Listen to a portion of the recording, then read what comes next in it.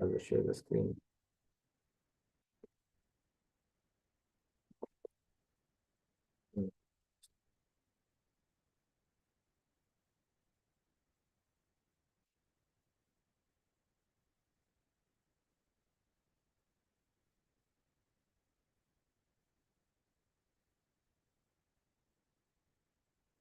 This is the verse.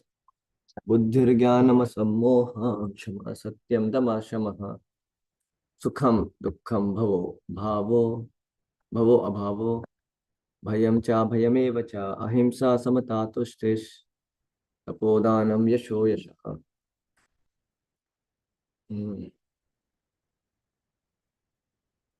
Bhavanti bhava bhutanam matta eva prithak vidha. Can you read the translation, Arya Prabhu? Possible?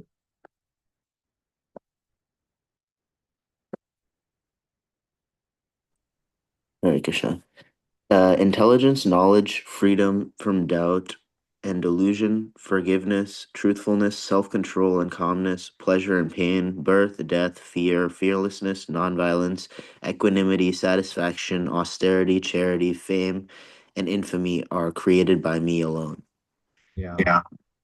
So we have discussed till bhava, ahimsa also. Now to discuss samatta. Yeah. So ahimsa, we were discussing that ahimsa non-violence means that one should not do anything which will put others into misery or confusion.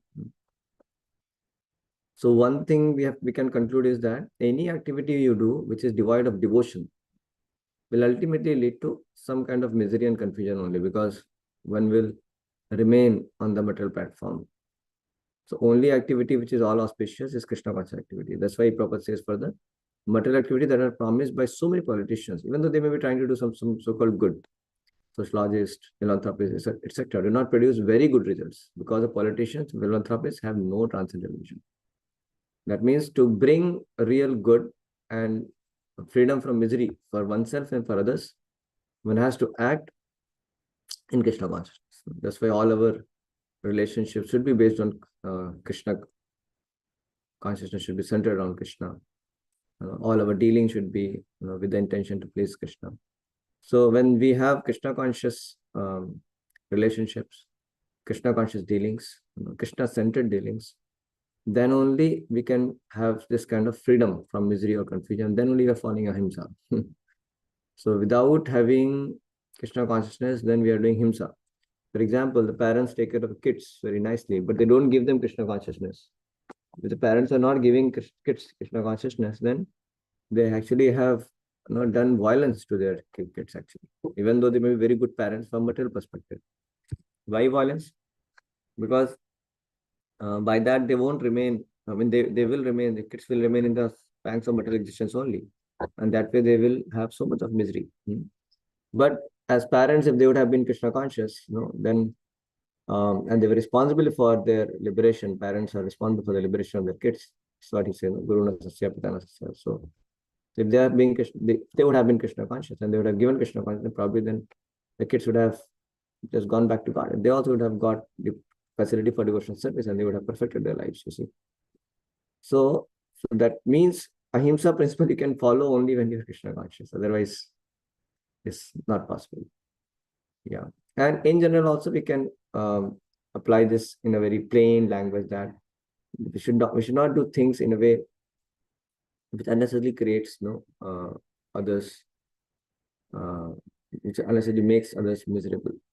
So we should also be mindful of our what way we deal, what way we speak, what way we behave, like that.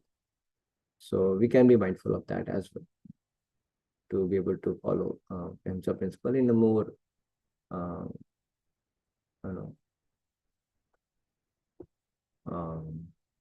in a general level also.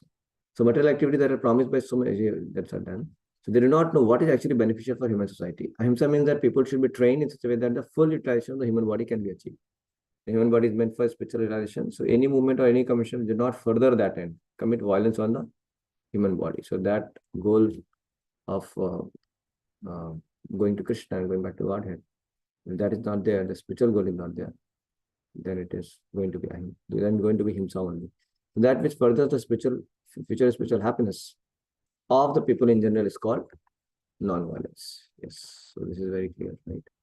And so we try to give Krishna consciousness, and our dealings we make in a way that people come closer to Krishna. In that sense, ahimsa principle we are following. I'll tell you what I'm saying. Let's say when you are trying to um, give Krishna consciousness also as parents or as whatever relatives, friends, or in general through society, then we have to also think of how we connect to people and deal with them and present Krishna consciousness in a way that people are inspired to take Krishna consciousness like that.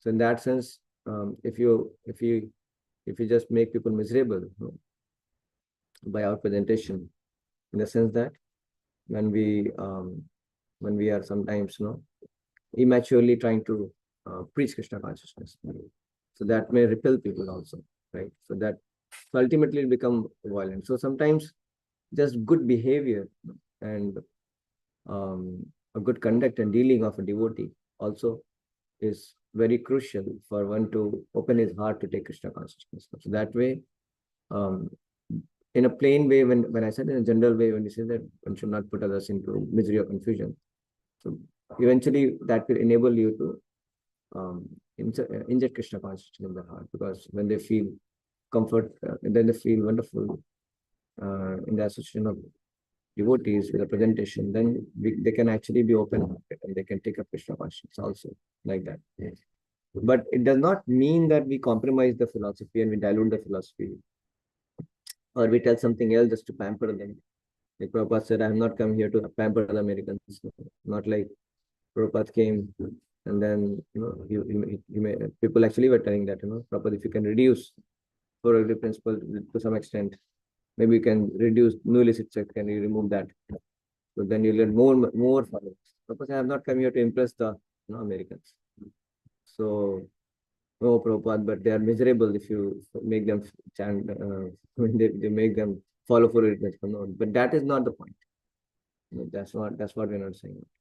We can be compassionate to understand, empathize with the situation of the people, but we have to help them, in a compassionate way to actually be able to follow Krishna consciousness. It does not mean to dilute Krishna consciousness. I mean, in the name of not putting others into misery.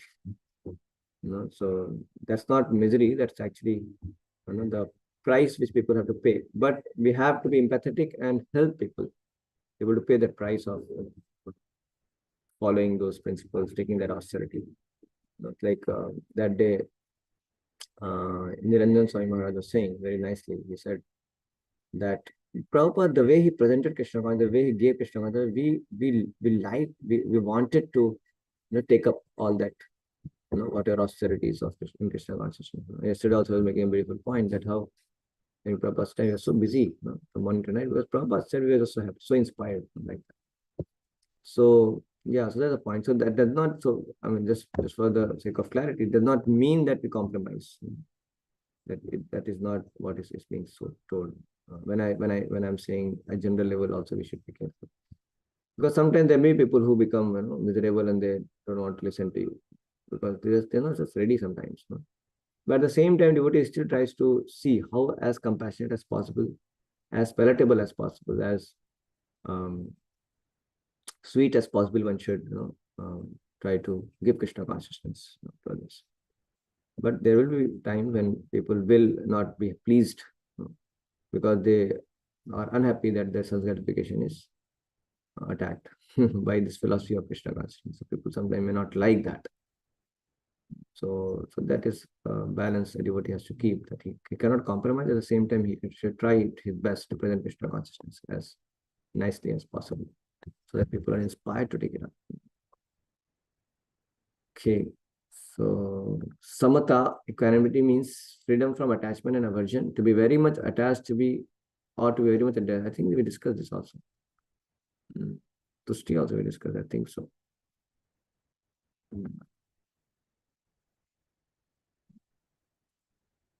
Tushti, satisfaction. Okay. To be very much attached, to be very much attached is not the best. This material world should be accepted without attachment or aversion. Similarly, that which is favorable for prosecuting Krishna consciousness should be accepted. That which is unfavorable should be rejected. That is called samatha, equanimity. A person Krishna consciousness has nothing to reject, nothing to accept, unless it is useful in the prosecution of Krishna consciousness. Tushtihi. Satisfaction means that one should not be eager to gather more and more material goods by unnecessary activity. One should be satisfied with whatever is obtained by the grace of the Supreme Lord, and that is called satisfaction. Tapas means austerity or penance. There are many rules and definitions in the Vedas which apply here. Rising early in the morning and taking a bath. Sometimes it is very troublesome to rise early in the morning. By whatever voluntary trouble one may suffer in this way is called penance. Similarly, there are prescriptions for fasting on certain days of the month. One may not be inclined to practice such fasting, but because of a determination to make advancement in the science of Krishna consciousness, he should accept such bodily troubles which are recommended. However, one should not fast unnecessarily or against Vedic injunctions. One should not fast for some political purpose that is described in Bhagavad Gita as fasting in ignorance. And anything done in ignorance or passion does not lead to spiritual advancement. Everything done in the mode of goodness does advance one. However, does advance one, however. And fasting done in terms of the Vedic injunction enriches one in spiritual knowledge. Yes, we discussed that also. Tapo divyam putrika yena sattvam. One should perform divine austerities in order to make spiritual advancement. And one should take up because they are favorable. So tapas, austerities, taking those voluntarily challenges or difficulties, inconveniences for making a spiritual advancement. Prabhupada got inspired by this word, voluntarily inconvenience for permanent convenience, a permanent gain. He saw somewhere, I think, some board, some repair was going on or something like that. Then Prabhupada said, this is what Krishna consciousness is. Voluntarily, you take some inconveniences and then permanent gain. That means you get Brahma Sakhyam Tanantam. You get spiritual happiness, like that. So one should see all these austerities, the means to make a spiritual advancement. And one should not unnecessarily impose austerities also. Self-created austerity should not be there. So what Prabhupada has told us, we just do that. Simple austerities. We don't have to concoct austerities also. That is another important thing. So otherwise one may become proud, one may become dry, one may become hard-hearted. So that's why one should do the austerities for the pleasure of Guru and Krishna. Then one will remain humble. The many Gyanis and Yogis, they do austerity, they become very proud. And then they cannot properly advance also. And that may become sometimes cause of fall. Anger and other things you cannot handle. So tushti means one should not be eager to gather more and more material goods by unnecessary activity. One should be satisfied. Whatever Lord has given, that much satisfied. Spiritually, one should never be satisfied. In a sense, spiritually, one should always be greedy for more and more. And materially, one should be satisfied. Whatever situation the Lord has kept me. Yes. Anyways, I think I did not go further until wherever we discussed last time. We have discussed again, I think. So remind me, Arya Prabhu, we have to discuss some charity next time. Just remind me from here, we'll discuss. Okay. Any reflection, Prabhu, you have?